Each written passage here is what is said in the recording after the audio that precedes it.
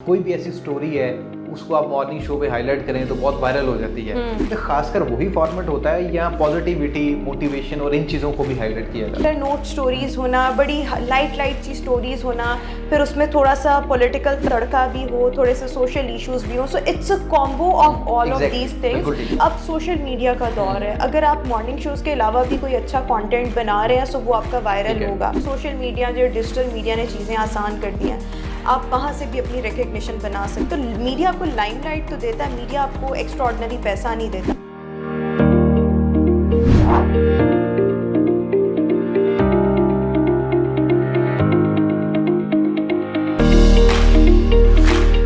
अस्सलाम वालेकुम viewers, sharing a professional wisdom के साथ मैं हूं आपका मेज़बान हमजा ज़ेब। हमारे आज के प्रोग्राम की गेस्ट रुखमा इरफान मलिक हैं, न्यूज़ एंकर हैं। सिटी न्यूज़ नेटवर्क के साथ इन्होंने काम किया, पब्लिक न्यूज़ के साथ मुंसलिक रहीं और हाल ही में लाहौर रंग के साथ मुंसलिक हैं, मॉर्निंग शो कर रही हैं। बिना वक्त को ज़ाया किए इनसे बात करते हैं।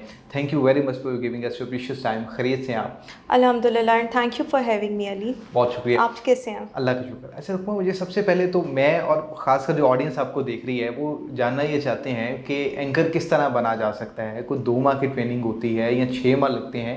क्या प्रोसीजर होता है, किस तरह एंकर बना जाता है? और ख़ासकर ये बताइएगा, एंकर बनने के लिए कोई स्पेसिफिक डिग्री का होना ज़रूरी है या किसी भी फील्ड से ताल्लुक़ हो? अच्छा, मैं अगर अपने प्रोफाइल के बारे में बात करूं तो मेरी अपनी डिग्री तो nutrition and academically I am a nutritionist. So अच्छा, सही। एक्सीडेंटली आप कह लें कि मैं मीडिया में आ गई। I was always passionate about it कि मुझे कुछ डिफरेंट करना है। ऑल्दो कि ये बहुत ही कोई मुनफरद काम नहीं है, लेकिन उस टाइम लगता था कि अच्छा इर्द गिर्द कोई नहीं कर रहा, so this would be a different और यूनिक वर्क।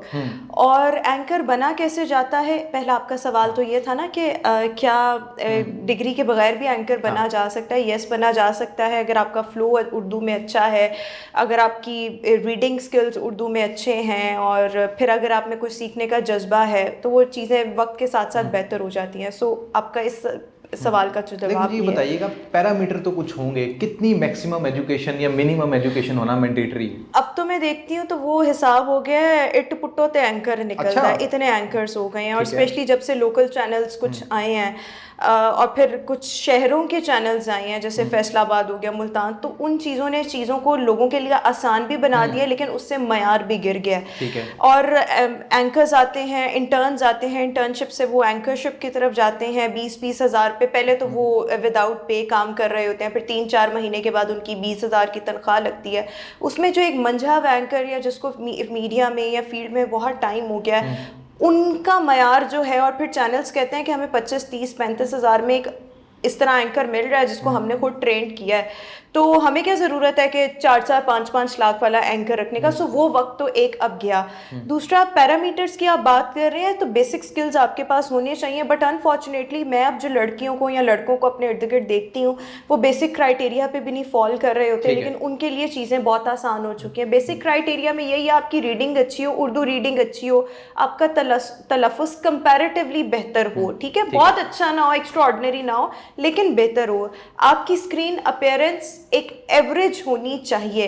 लेकिन अब मैं देख रही हूँ कि बहुत अजीबोगरीब लोग भी मीडिया इंडस्ट्री का हिस्सा हैं, लड़कियों के पास शॉर्टकट्स भी बहुत होते हैं, so somehow they are going with the flow. हाँ, चीज़ें क्योंकि चल अमूमन रही होती हैं। हमें जो खासकर उनका ताल्लुक जो मीडिया से पहले रह चुके हैं, मीडिया में काम कर चुके हैं, जब वो एक खबर सुनते हैं कि अल्फाज की अदायगी, तलफ़ुज़ खासकर जिस पर एंकर्स को काम करना चाहिए उस पर काम नहीं करते। लोग बाहर पढ़ते हैं बाहर है, गलत पढ़ते हैं गलत है, 6 है 6 पढ़ते हैं। तो इन चीज़ों पर क्या मीडिया हाउस को कोई पॉलिसी नहीं बनानी चाहिए कि जिसकी तलफ़ुज़ अदायगी बेहतर है उसी को ऑनर किया जाए? मेरे ख्याल में मीडिया हाउसेस को इससे बड़े इश्यूज ज़्यादा हैं, उन पर पॉलिसीज़ बनानी चाहिए, लेकिन उन पे भी पॉलिसीज़ नहीं बनती। दूसरा ये कि जब हम बात करते हैं एक पाकिस्तान टेलीविज़न की और उस वक्त का जो ख़बरनामा होता था, और मैं भी रिसेंटली मेरे अपने शो पर ही एक पाकिस्तान टेलीविज़न की एक आई हुई थी साबका न्यूज़ कास्टर, अब तो वो काफ़ी एजड हो गई हैं, सो वो आई हुई थी और वो तलफ़ुज़ की हम सब उनसे मैं बात कर रही थी, तो उनका ये कहना था कि उस टाइम पर ना हमारे पास प्रॉम्प्टर होता था, ना हमारे पास कोई और फैसिलिटी होती थी। अक्सर हमने अनाउंसमेंट या कोई ख़बर भी पढ़नी होती थी, वो हम दिमाग में याद रख के फिर पढ़ रहे होते थे। और मैं उस वक्त से या अब कंपेयर करूं, उस टाइम तो शायद मैं तब पैदा भी नहीं हुई भी थी जबकि वो बात कर रही थी, लेकिन मुझे ऐसे लगता है कि अगर हम 90s की 80s की बात करें, वो जो पीटीवी का गोल्डन टाइम था, तब सुनने वाले भी ज़ौक़ रखते थे, उनको भी उर्दू का पता होता था। अब डिस्पोजेबल सी चीज़ें आ गई हैं और लोग भी सुनने वाले वैसे नहीं हैं, उनको खुद नहीं पता होता, पढ़ने वाले भी वैसे हैं, बोलने वाले भी वैसे हैं, सुनने वाले भी वैसे हैं। सो मेरे ख्याल में अब अगर कोई 6 पढ़ रहा है ना तो वो ऑड लगेगा, जो 6 पढ़ रहा है ना वो गलत उलाम है, लेकिन लोग कहेंगे यार ये कितनी अच्छी पढ़ रहा है। हाँ, सो बड़े कम लोग हैं जो इस गलती को आइडेंटिफाई भी कर सकते हैं। सो मैं इसीलिए बात करती हूँ कि अब मीडिया में आने का मयार ये है कि आपके पास बेसिक स्किल्स, बेसिक एक टैलेंट होना चाहिए, फिर you are good to go with it. आपको बहुत वो तलफ़ुज़ आपका उस तरह बहुत प्योर ना भी हो, सो चलता है, मैं ये मार्जिन दे देती हूँ।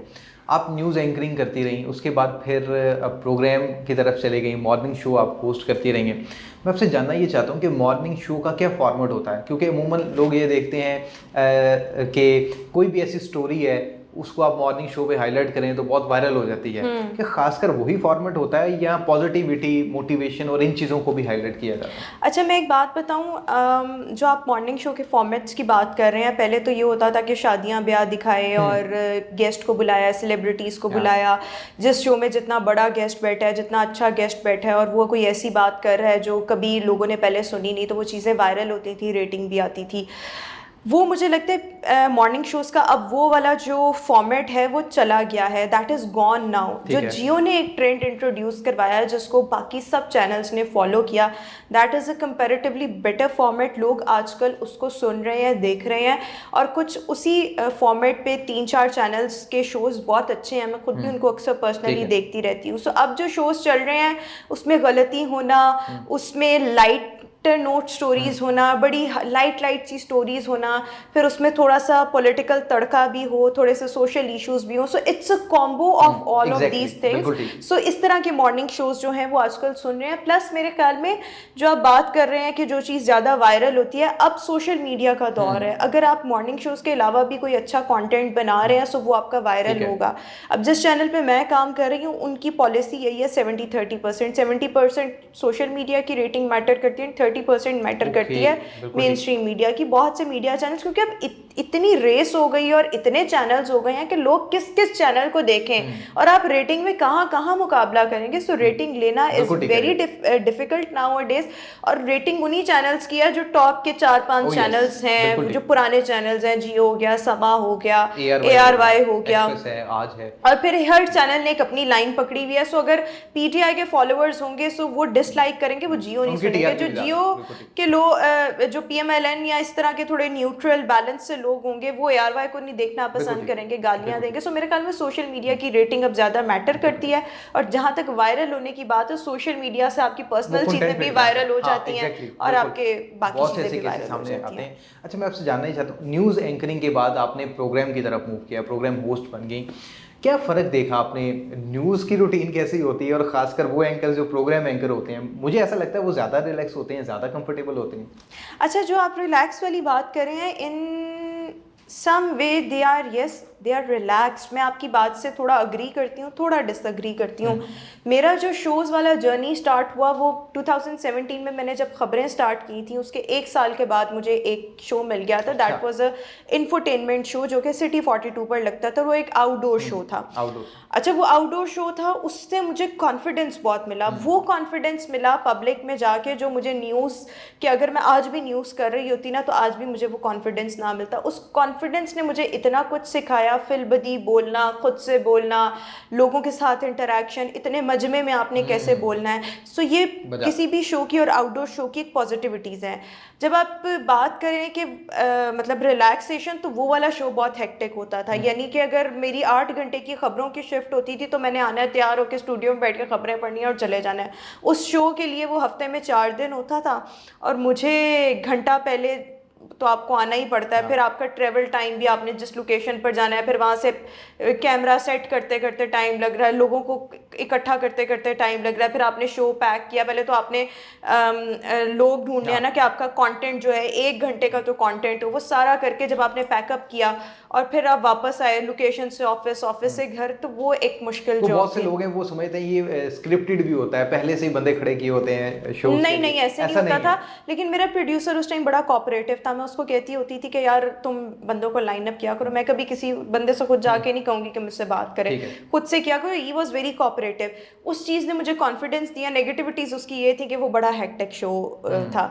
उसके बाद मुझे 24 पर एक सोशो पॉलिटिकल शो करने का मौका मिला, और फिर ऐसे जर्नी जो था वो रवां दवा रहा। अभी मैं जो मॉर्निंग शो कर रही हूँ, या जो मैं पिछले साल तक मॉर्निंग शो पब्लिक न्यूज़ पर करती रही हूँ, मैंने ये नोट किया है कि आपको हफ्ते में 2 छुट्टियाँ तो मिल जाती हैं, आपका काम भी 2 घंटे का होता है। लेकिन जब मुझे अपने शो के लिए 6 या 7 सेगमेंट्स खुद तैयार करने पड़ते हैं, और 7 सेगमेंट्स के लिए 7 मुख्तलिफ गेस्ट से रोज़ाना मिलना पड़ता है, और 7 मुख्तलिफ गेस्ट के लिए मुझे विटी रहना पड़ता है, और हर गेस्ट से मुझे खुद से सवाल करना पड़ रहा है। एकदम पॉलिटिकल आप बात करें, एकदम आप फैशन पर आ गए हैं, एकदम आप इंटीरियर पर आ गए हैं, एकदम आप किसी सोशल इशू पे चले गए हैं। सो ये चीज़ें वक्त के साथ साथ मैंने सीखा है, चीज़ें आसान हो जाती हैं। लेकिन अगर कोई का ये हलवा है तो नहीं, तो ऐसा नहीं। और जो शो का एंकर होता है वो रिस्पॉन्सिबल होता है, न्यूज़ का बंदा उतना रिस्पॉन्सिबल, उसकी जवाब उससे कोई आंसर्स नहीं ले रहा होता।